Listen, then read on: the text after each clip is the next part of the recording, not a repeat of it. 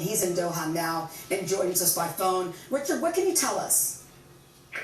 So I was at that airport this morning. I'm hearing similar reports to Courtney that it was by the Barron Hotel, that there may have been a bomb in a sewage drain, that there may have been casualties, still unconfirmed reports of who those casualties were. The Barron Hotel and the area around it is an area where Afghans, some of them with special visas, some of them Afghan Americans, some VIPs have been gathering because it is very close to the airport. So it was considered a safe where people could go, they could muster, and then get shuttled into the airport. That area is primarily British and American forces. But no word on casualties. Yes, there has been some sort of explosion. The Taliban are in control of something that they've been trying to prevent, something that the U.S. has been warning would happen. Will it slow down the evacuation is a major question. I think that's going to depend on the casualties, and if there are any casualties to American personnel or to people who need to be medevac from the scene. Richard, that's exactly what I was going to ask you. What happens next? I mean, and also, can you put this into perspective for people who are watching, even there on the ground? It is such a tense time for the families there and here waiting for the relatives to come. The clock is ticking on. That is cliche, but while Tuesday may be the deadline, the U.S. is, and the Taliban are really trying to limit the number of people flooding in, because every new person who comes out of base is another person that they have to evacuate. They also have to evacuate themselves.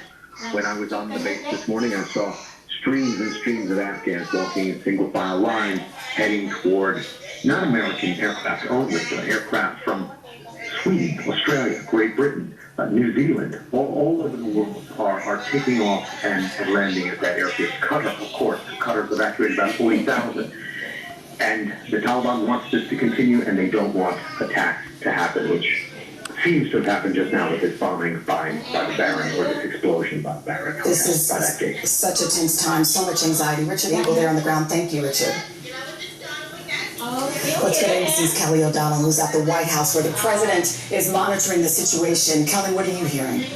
Well, officials tell me the president is right now in the Situation Room with his national security team. I can also tell you that the Pentagon spokesman says that the Kabul airport blast has resulted in an unknown number of casualties. They'll continue to update us. It's important to look at this warning about what has transpired today. The U.S. and partners have been saying there was a stream of intelligence that they deemed very credible, now borne out by events, of the potential for a terror attack. That was influencing the president's decision-making on the timeline for the evacuations and withdrawal, wanting to get out by August 31st, in part to not have any difficulty in breakdown of communication with the Taliban, but also concerned about the amount of time on the ground being a greater risk for any kind of a terror strike. We don't know what group is behind this yet, or the scope of what has happened with today's blast. At the same time, the president, who has been briefed on contingency plans, has said that this could be an issue where it would extend the U.S. presence if evacuations were interrupted by something like a blast at the airport. Chanel? All right, Kelly O'Donnell in Washington. Thank you, Kelly. You can find much more right now on NBCNews.com and MSNBC. We'll return most of you now to more of Today. I'm Chanel Jones in New York. This has been an NBC News Special Report. Again, confirming an explosion outside of Kabul airport just hours after the U.S. and other allies warned of an imminent terror attack. We're going to keep the coverage going here this morning. A note just came out from the U.S. Embassy in Kabul, again saying there's been a large explosion. It also reports of gunfire. The U.S. citizens are supposed to have been told to avoid traveling to the airport. That's a warning that we've been hearing about for some time, telling people if you need to get to the airport, you should only go if you basically have a plan set up through a government representative. We know that the White House has been briefed on this. We know the Pentagon normally right around now will be having a briefing to update everything. That briefing has been delayed for right now, as I'm sure the Pentagon and defense officials are trying to find out more information about exactly what has happened just outside of the Kabul airport. Again, the U.S. and its allies have been warning of the possibility of a terror attack For some time now, we started over the weekend to hear these concerns about ISIS. They told people avoid traveling to the airport as fears of a potential ISIS terror attack has been threatening evacuation efforts. There was an alert from the U.S. Embassy in Kabul earlier that told people don't travel to the airport without individual instructions from a government representative. We know citizens at 3 specific gates were urged to leave immediately, and there are 3 gates around that airport that continue to be a concern. Again, even the British Foreign Office said there's ongoing and high-level threat of a terrorist attack. One UK official said it was an imminent lethal attack that could happen at the airport. We know the evacuation effort has been continuing for the past several days. The deadline still stands at Tuesday. That is August 31st to try and get all the Americans and as many allies out as possible. As of yesterday, the State Department said about 1,500 American citizens still remained in Afghanistan. The State Department said it had direct contact with about 500 of them, which left about 1,000. Now, they said that some people may have already left and not told the government yet. Some may have partial citizenship there and were staying with their families. And we know so far as of yesterday, about 4,500 Americans had been evacuated in the past few days since this mass evacuation effort started. The question is, what kind of impact is this going to have on the mass evacuation effort as the days go on, as that October 31st deadline gets closer and closer? We know at some point a few days before August 31st that there was going to have to be some pullback as U.S. military groups started to get ready to actually leave the country. And of course, this has been a huge political debate back in America, with many arguing that the U.S. needs is ISIS. We're liable to see pitched battles between ISIS and the Taliban, and it's going to be close to a large concentration of people. Extremely dangerous at a time when we're trying to evacuate people from Afghanistan. We know the president has been holding as this developing situation comes about. A second blast confirmed, most importantly, among those injured, believed to be Americans. And what I don't know is if that is U.S. Military personnel or U.S. civilians. All of that needs to be figured out. But there were injuries, as one would expect with a blast, and Americans are among them. That's the latest we have. I wanted to get that to you as urgently as we could, John. Yeah, no, we appreciate that, Kelly. Kelly, you've done some reporting that obviously the president has swiftly moved into. This is Aaron Joe here, Kelly. The president's moved into emergency mode. Obviously, we either in the West Wing or in the Situation Room. They're trying to figure out. Help us figure out actually what they would be trying to figure out in a moment like this. Is this a point at which the president has to make some decisions about military moves in terms of defensive postures or offensive postures, or is this a moment when they would still be looking at, all right, do we continue the evacuations despite this explosion having happened, these explosions having happened? What would you expect to be part of the conversation right now with the president? I'll do my best to answer that. Certainly, at this point, you would expect the president, at least initially, to defer to commanders on the ground to respond to what they're seeing, what resources they have, and the emergency. Telling Americans to stay away from the gates. This is exactly what everyone thought would probably happen over time. From the day U.S. forces landed at Kabul airport, it became a magnet for terrorist groups that want to inflict harm on the U.S. on the way out, or want to create conflict and quagmire between the U.S. and the Taliban. So it's not surprising that this happened. It's very sad that it happened. But I think it's also part of the discussion that's been lost about why President Biden's stuck with the August 31st deadline. The U.S. cannot secure Kabul. The Taliban, while taking over the country, does not control all of Kabul. And as you can see just from that jet there taking off, the airport is some stake to play in Afghanistan. So I wouldn't be surprised if you saw this follow up. I think there's some things to look for in the coming days if we do see more IED attacks against the gates. We see more IED attacks against Western targets, and the pace quickens. That means that there is significant terrorist capability out in Kabul, and it is being unmet by counterterrorism. That's one of the things we've been able to do over the last 1 to 2 decades, was we built capacity to do counterterrorism even inside part of our leaders warned of the danger ahead as U.S. troops prepared to leave. Now it has come to pass. The general in charge preparing the nation for more attacks, more American deaths, and the mission is not nearly over yet. And so Martha Raddatz back with us tonight as well. And Martha, we know this mission continues until August 31st. The president saying we will get all Americans and Afghans who helped us out, everyone possible, in the time allotted. That was slightly different from what we've heard from him before.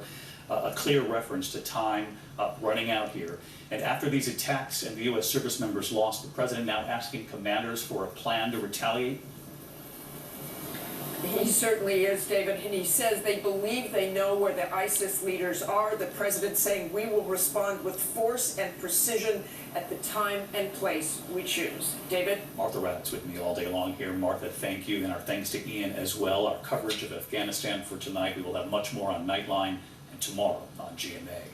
But we continue tonight with news on the pandemic in this country. This evening, the alarm. Many others wounded, but the mission to evacuate Americans and others presses on. Eyewitness News reporter Josh Haskell joining us live with the latest. Josh.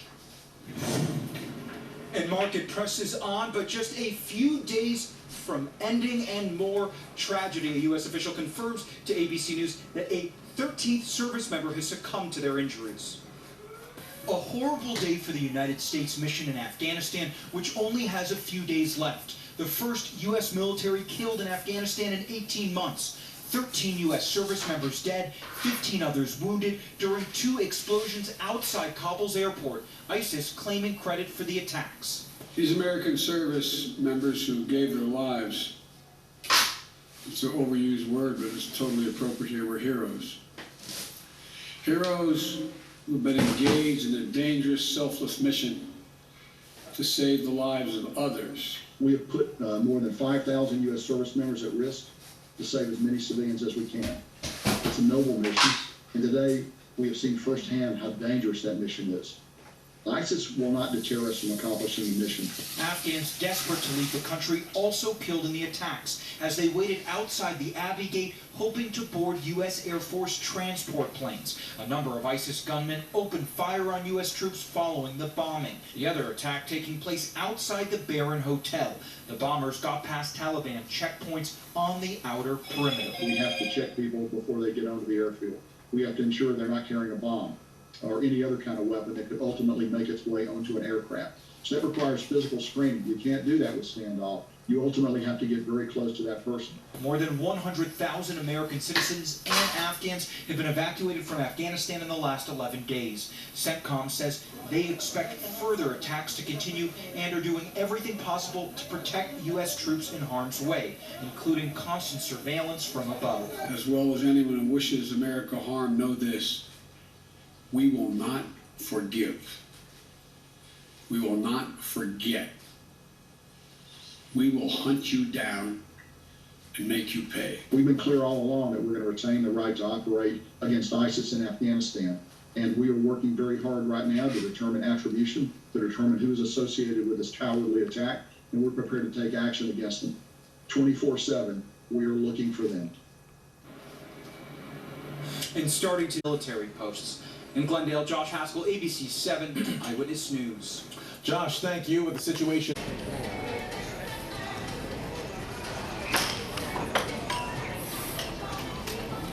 Today is the September 15. We fly to Honolulu, Hawaii for 1 week vacation. We're at LAX right now.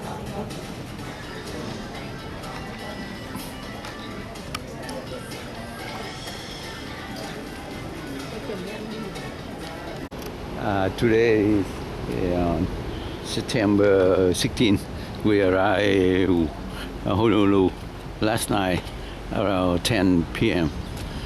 We supposed to take the flight United Airlines at 7:20 from LAX to Honolulu, but some reason they changed my flight, but they did not let me know until I booking yesterday early morning for yesterday's flight. and I discovered they changed my flight from 7:20 p.m. to 1:45 p.m. If I didn't check in and I come to airport and I see no flight, that's amazing. So I call United Airlines and they said they emailed me on September 3rd, but I did not get email. After I called them, then they emailed me to confirm the change the flight. So anyway, I go to airport at to take 1:45 p.m. flight and arrive on during the flight out LX about go forward toward to Honolulu, and then about 1 hour flight, and then one guy on the flight, they make trouble. They renting the flight attendant, so the pilot had to return to LAX to download the guy to carry out the guy out the plane, and about half hour later we fly again to Honolulu, and we arrive Honolulu instead of arrive about 4:30 p.m. we arrive about 8 p.m. So, and go to a hotel. Now one day when I sleep, and we woke up at 5.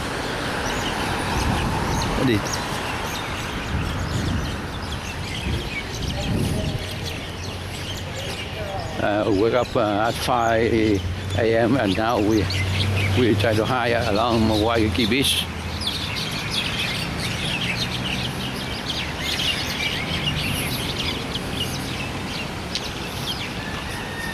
Now in front here at Waikiki Beach here.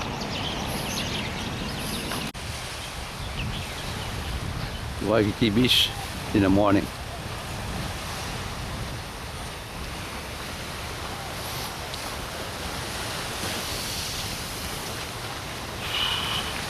Ồ, cái này đã rồi. Nhìn thấy đã.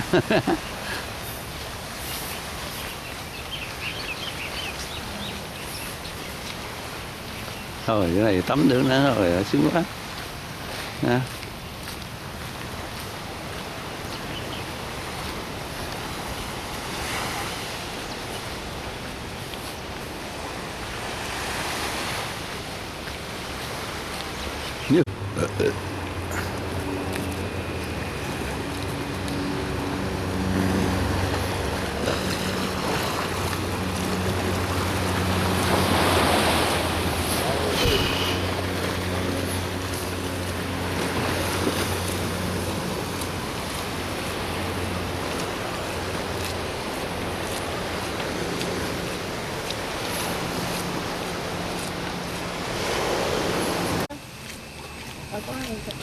Cháu gì?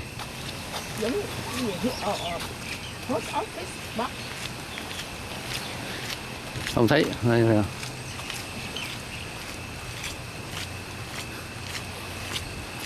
Xa lắm, trước ở đằng phía bên kia, phía bên nọ sò. Đi nhanh chút, đi nhanh chút.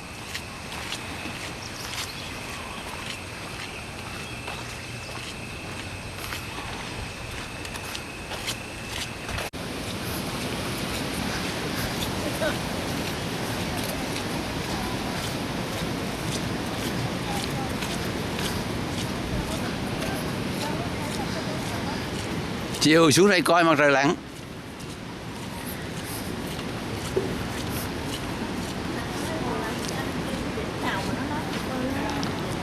Để nó thích cho em cái tên của cái chỗ nó coi mặt trời lặn, coi xanh sát nó rất là đẹp. Không có nó không có đi rêu đi chết gì hết. Ở ngoài thôi mà lên cái ngọn núi này.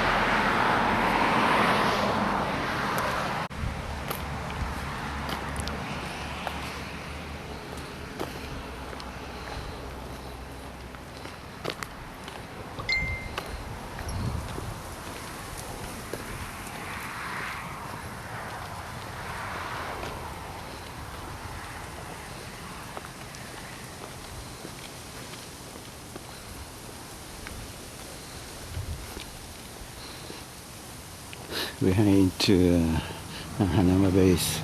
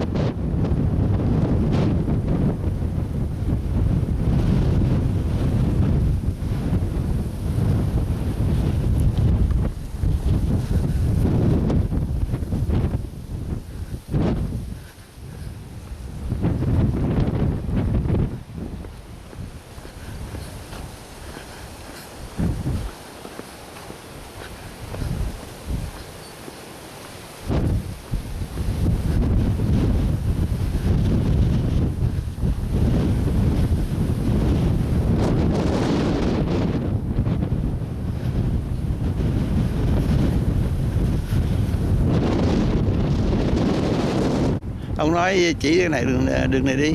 Thấy.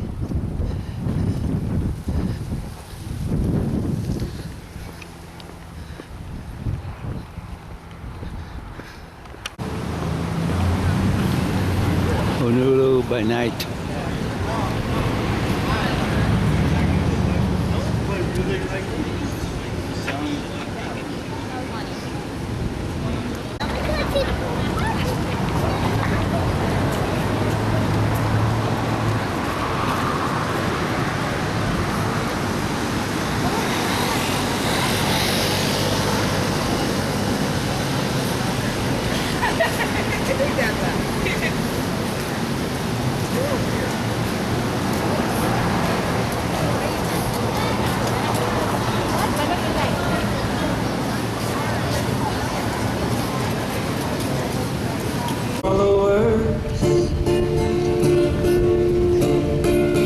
This world's driving me insane, counting every the first Veterans Day, but that's a whole nother history lesson. And so, if you don't know anything about the American National Anthem, I suggest that you go look it up. It's not as inclusive as people play it out to be right now. It really is not. It's not an inclusive thing. But if we want to be inclusive, how do we be inclusive and include all Americans? We include all Americans' history, and we learn from it, and we embrace the beauty in everyone's history. And that is how we make America great, when we are great to each other. We can't be great if we treat each other like garbage. But that's a whole nother story. So I'm gonna save that till after 9 o'clock. But here it is, our version of the Black National Anthem.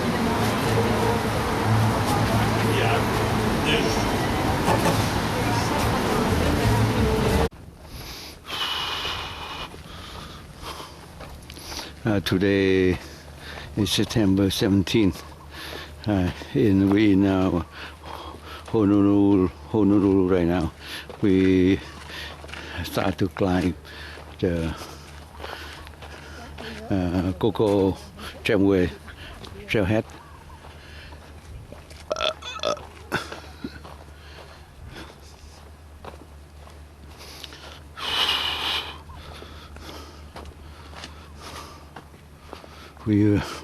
We climbed this one before, about 4 or 5 years ago. Now we do again. Oh, yeah. Nice picture here.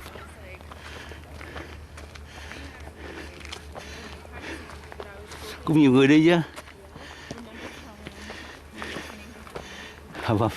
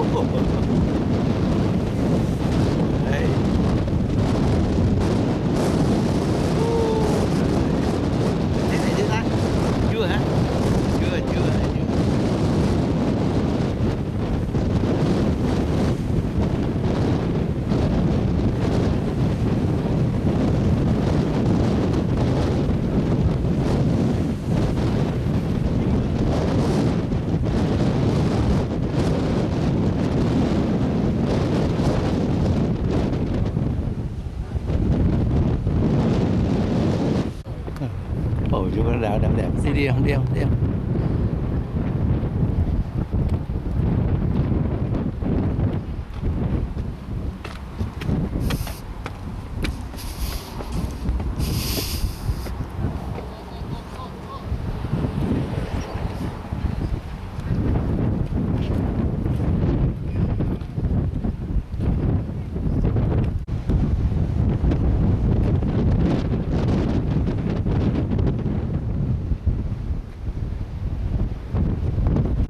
From Waikiki, we go around the island, even on the way to North Shore.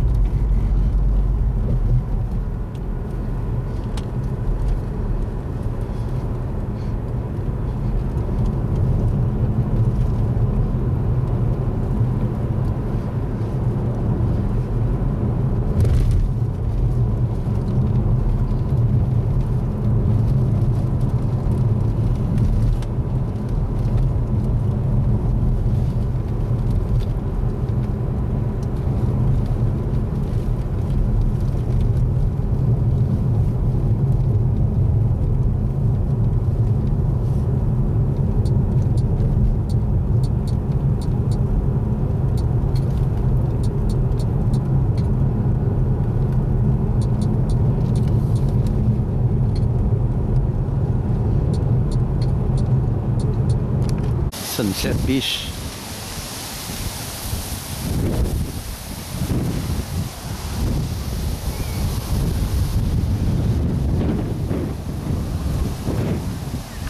Actually đôi này của Jenny chứ, bỏ vô nước giặt giờ có cái glue dán này. Nó ấy qua kia kìa, kia là mấy thằng nó knock lên kia kìa. Đó, chỗ này knock lên mới hay đó.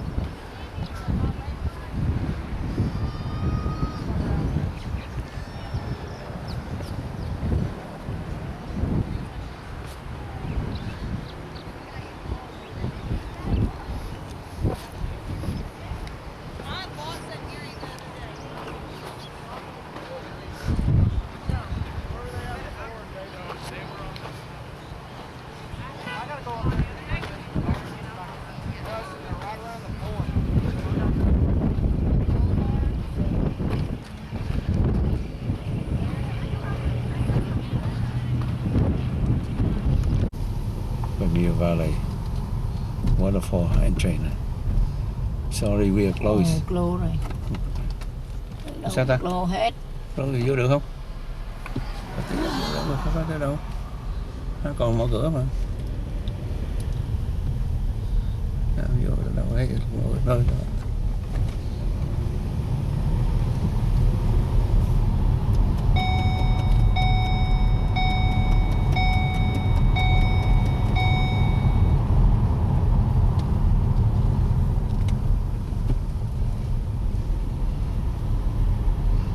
Lôi vô này mới kẹt nữa, vô này mới kẹt.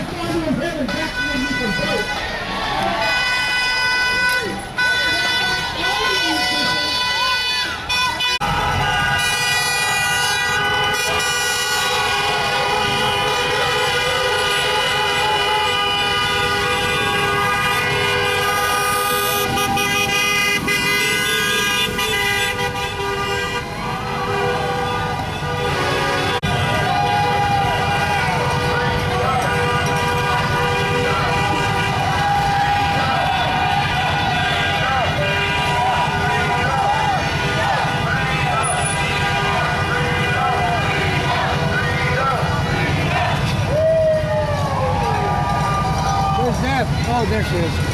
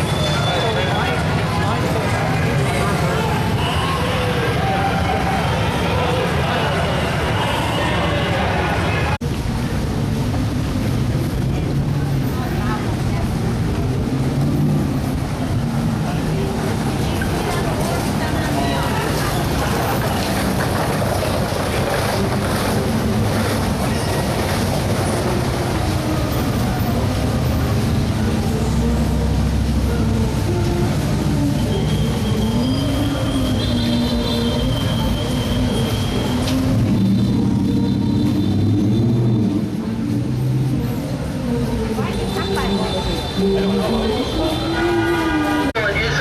vaccinated. How many other vaccines did you need?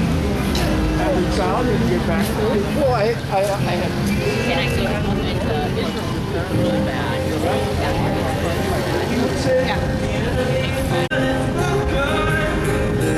I'm gonna see your victory. I'm gonna see your victory. For the battle belongs to you, Lord. I'm gonna see your victory. I'm gonna see your victory. For the battle belongs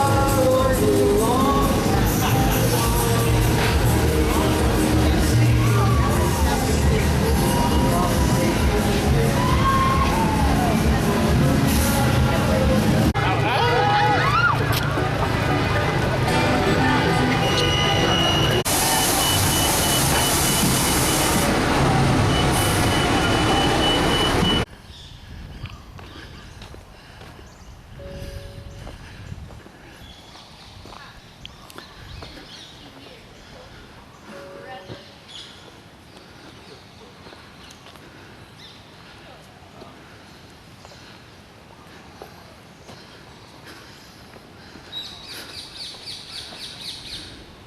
Morning.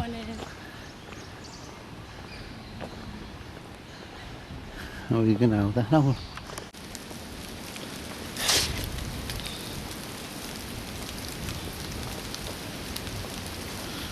And so we'll come back.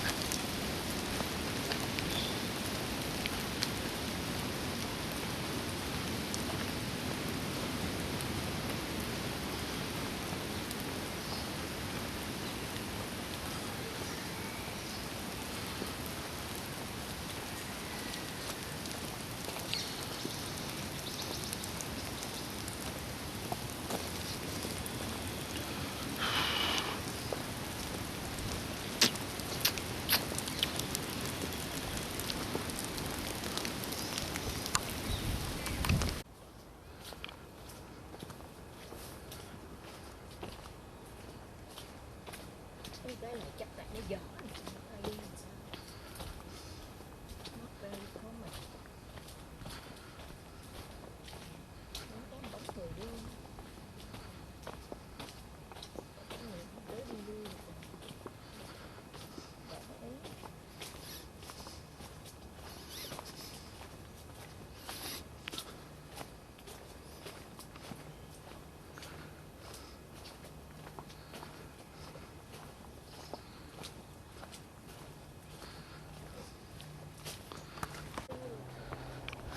Giống như đây mình hát rồi cô có hát rồi đó. Cô có hát là nó challenge lắm đó chứ. Hôm qua đi hay á.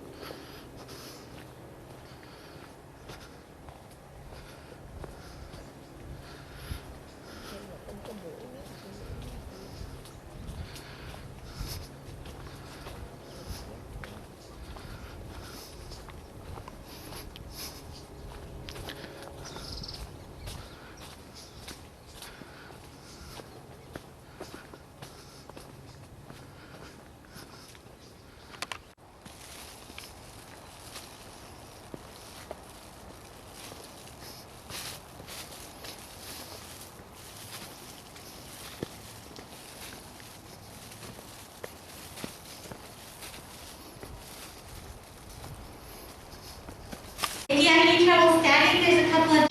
We appreciate that you're taking the time to view the following video presentation. Mahalo. This is the story of Hanawa Bay Nature Reserve. These cerulean waters, filled with spectacular array of wildlife and natural beauty, appear tranquil, but it wasn't always like this. 30 to 40,000 years ago, violent volcanic explosions sent steam, ash, and coral reef into the air. The debris fell, cooled, hardened to form a small crater. Water filled the crater, and it gradually became populated with a fantastic variety of marine a bay was born. Polynesian voyagers were among the first to see this beautiful place and named it Honolulu, which can be translated as Curved Bay. The bay became a favored fishing and recreation site for Royal Hawaiian families. Native Hawaiians had a profound respect for the natural environment and maintained an intimate relationship with it. They recognized that if they did not care for the land, sea, and air, those natural systems would not provide sustenance for them. As time passed, and with the arrival of people from around the world, the bays allured more and more visitors until overfishing and overuse threatened the bay's natural ecosystem. In order to protect Honolulu Bay Nature Reserve, it was declared a Marine Life Conservation District in 1967, prohibiting fishing and the removal or altering of any of the bay's coral, shells, and marine life. These protections remain in place today, allowing dozens of species of algae and animals to thrive within the bay. Some of these species are found nowhere else in the world. Honolulu Bay Nature Reserve is a remarkable place and is much more than just a picturesque beach. It is a delicate and intricate ecosystem. Your help is required to keep Honolulu Bay Nature Reserve open to visitors each day, to better protect the bay, and to keep yourself safe. It's important that you are aware of the park rules, and you'll need to observe all the rules and signs. First, while in the water, follow simple guidelines. Look, but do not touch. Corals are alive and are the base of our reef ecosystem.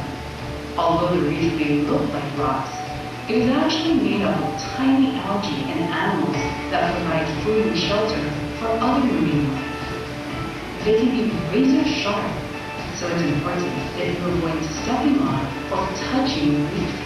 Doing so can harm you and damage the reef. Although it may be tempting to touch some of the marine life, doing so could be harmful to both you and the animal. In the case of protected species, such as the Hawaiian green sea turtle, touching them is actually prohibited by federal and state laws. Feeding the fish and other animals is prohibited. Also, it is everyone's responsibility to ensure nothing is removed from the bay. Take only photos and memories with you and leave everything else. The water in Honolulu Bay Nature Reserve is a natural open ocean environment with changing conditions that can present real danger to even the strongest swimmers. We want you to enjoy your visit, so please follow a few guidelines that will help you stay safe. Lifeguards are located on the beach and will provide you with medical assistance if needed. Before entering the water, familiarize yourself with key locations that are potentially dangerous. Ocean conditions change constantly, so please read and understand posted hazard signs. Make sure to ask the lifeguard if you have any questions. Strong currents can present real hazard to swimmers, so steer clear of areas with warning buoys, which mark two primary locations where persistent strong currents exist. Occasionally, breaking waves in the bay create rough, turbulent water, so avoid areas where you see breaking surf. There are areas with deep holes and sudden drop-offs that can be dangerous, so it's best to stay away from these areas. Snorkeling is a strenuous activity that requires good physical condition and skillful practice. It is critical to your safety that you have strong swimming abilities before entering the ocean. Never swim alone, and use the buddy system while swimming or snorkeling. If you can't swim, don't go in. If circumstances should arise relating to everyone's safety, lifeguards will make announcements over loudspeakers. Please listen to them carefully and take action to keep safe. Remember to follow these simple guidelines to ensure that you will be safe while having fun. Be aware of all safety signs and hazards and avoid strong currents and dangerous ocean conditions. If you are in trouble or see someone struggling in the water, wave your hands in the air and yell to signal for help. You can always ask the lifeguards for assistance regarding ocean conditions and medical needs. And most importantly, if in doubt, don't go out. Trash that ends up in the ocean can harm wildlife and damage their habitat. Therefore, help to care for the bay by disposing all litter into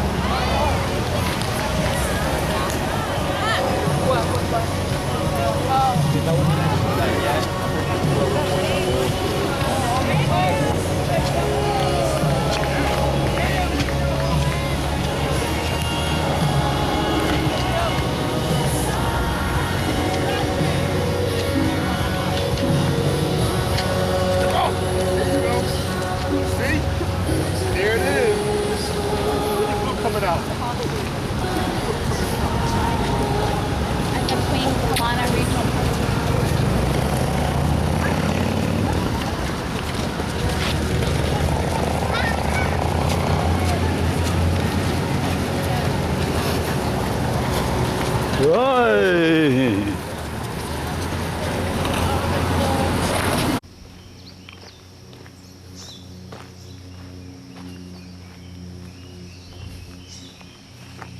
Hold on.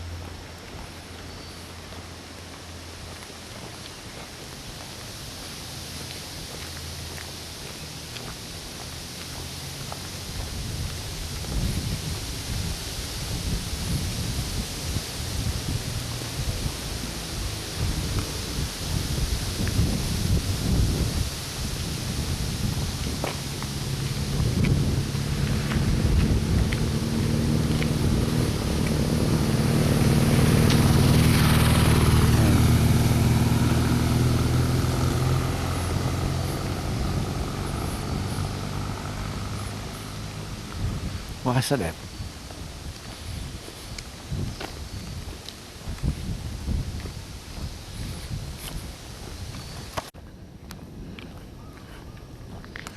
Đó, một gì đó. Đâu có ai cưa chặt gì. Mà em thấy cây hoa kìa. Đừng lời đâu, không chụp đâu. Hoa tím đó. Quá là đẹp à. Em không bao giờ thấy hoa tím màu nguyên vàng vậy. Hello. Đứng ra anh chụp rồi.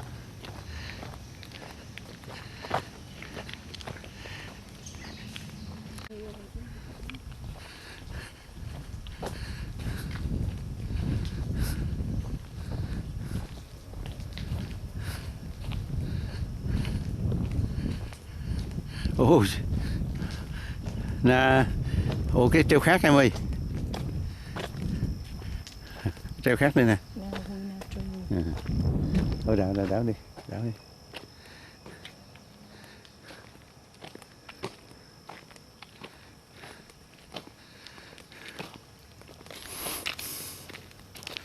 Chỗ này cảnh đẹp quá ha, chỗ này.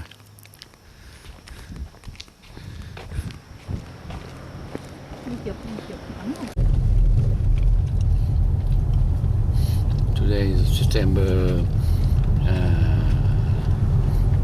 11. Oh, 12. Oh, 7/10, 7/10. 20. September 20.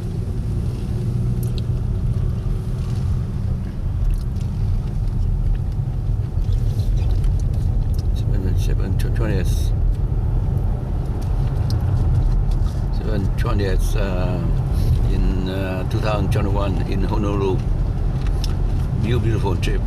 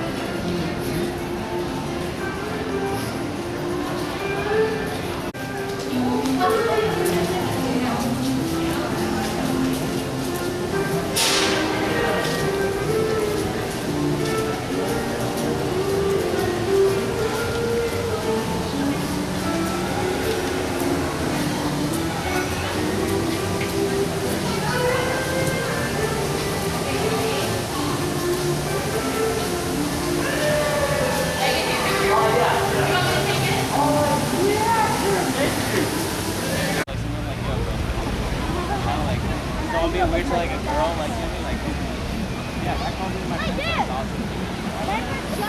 My teacher like you good, like are you guys good? Like you guys proud of you guys? Like we'll be over here. Đúng lúc một trời lặng, tốt rồi.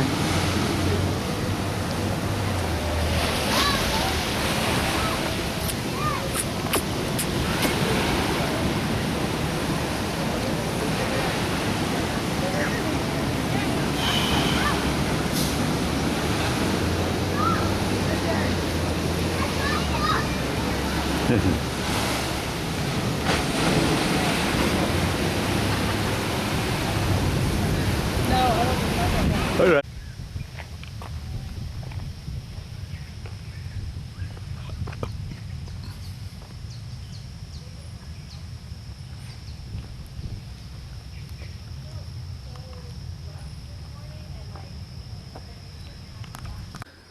Giờ bắt đầu flat rồi đó.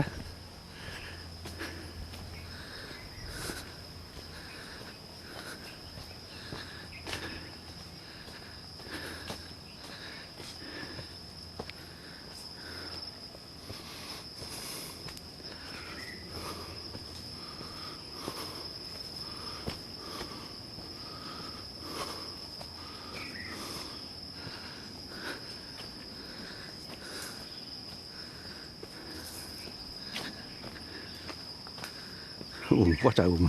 Thôi ra đi em ơi. Ra đi. Thôi đi.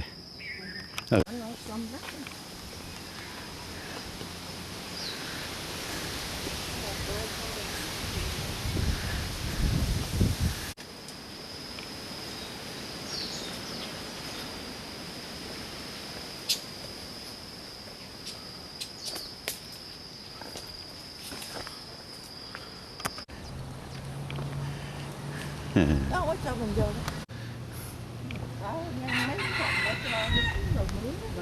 Cho lính mướn hả? Lính với lại mấy người ta qua đây người ta cũng như gì đó. Học sinh đi học rồi cho mướn rồi. Cho xe Nãy mình đi đâu rồi? từ Honolulu nó đi vòng tới City luôn.